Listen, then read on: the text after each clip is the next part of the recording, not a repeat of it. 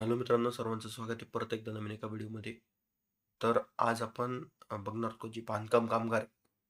बांधकाम कामगारांना जे ₹1 शुल्क लागत होतं, जे की नोंदणीसाठी किंवा रिन्युअलसाठी तुमची पावती काढण्यासाठी ₹1 जो शुल्क होता, त्याचा मागच्या 13 तारखेला म्हणजे 13 ऑगस्टच्या दिवशी एक जी-आर आला होता.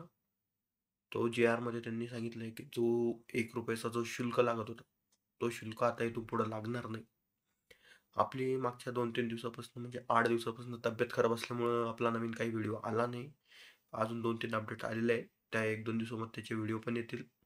जर हा व्हिडिओ तुम्हाला आवडला तर लाईक, शेअर, सबस्क्राईब नक्की करा आणि बेल आयकॉनला ऑलवर करा. कारण अशीच नवीन-नवीन माहितीचे व्हिडिओ मी तुमच्यासाठी घेऊन येत राहील. तर आज आपण बघणार आहोत का जो जी-आर आलाय, त्या जी-आरमध्ये आज त्यांनी काय-काय दाखवलंय. तर सर्वात पहिले आपण क्रोमवरती जाऊन जी-आर ओपन करू. हे बघा. इमारत बांधकाम कामगार क्षेत्रातील सर्व जे मंडळ आहे, त्यांनी हा नवीन शासन निर्णय, म्हणजे महाराष्ट्र शासनाचा जो निर्णय जी-आर ज्याला म्हणतात, तो आलेला आहे. जो की आतापर्यंत सगळ्यात पहिले जी नोंदणी चालत होती, तेव्हा त्या टायमिंगला ₹81 नोंदणीचे होते.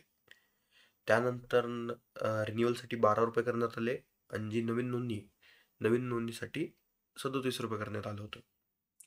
त्यानंतर जेव्हा देवेंद्रजी फडणवीस जेव्हा कामगार म्हणजे हे झाले, मुख्यमंत्री झाले, त्यानंतर जे बांधकाम कामगाराचा जो शुल्क आहे, तो ₹1 करण्यात आला.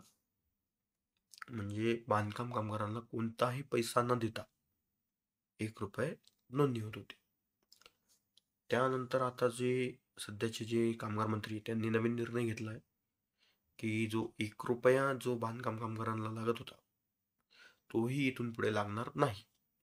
तर सर्वात पहिले जो बांधकाम कामगाराचा जो जी-आर आहे, तो इथं मी टाकून देतो तुम्हाला आणि जर तुम्हाला जी-आर डाउनलोड वगैरे करायचा तर तुम्हाला डिस्क्रिप्शनमध्ये या जी-आरची लिंकसुद्धा देऊन टाकतो. जर तुम्हाला हा जी-आर पाहिजे असेल तर डाउनलोड करू शकता.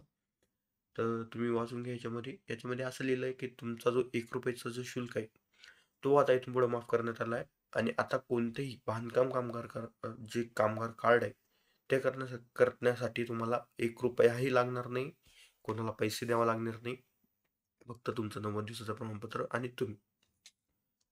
आणि त्याचसोबत तुम्हाला अजून एक सांगू इच्छितो, की जी भांड्याची साईट आहे, ही भांड्याची साईट लवकरात लवकर चालू होईल, अशी शक्यता वर्तवण्यात आहे. कारण की अ, भरपूरसे जे गोडाऊन आहे, मी आता छत्रपती संभाजीनगरमध्ये राहतो आणि छत्रपती संभाजीनगरमध्ये कमीत कमी 12 गोडाऊन तयार झालेले आहेत आणि त्यांची नवीन-नवीन नावं तयार झालेली आहेत.